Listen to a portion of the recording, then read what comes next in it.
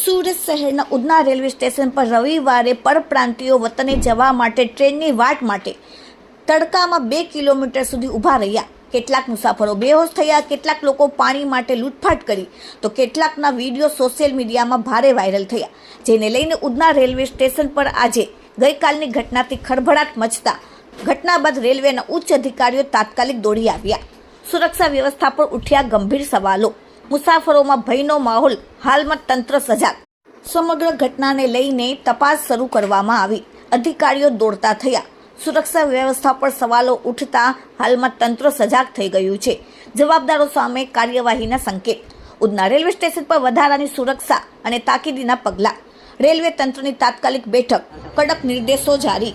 પરંતુ સવાલ એ જ થાય છે કે જ્યારે કોઈ પણ આવી રીતે ઘટના બને છે, સોશિયલ મીડિયામાં વિડીયો વાયરલ થાય છે, કે સમાચાર કે ન્યૂઝમાં આવે છે, પછી તંત્ર શા માટે જાગે છે?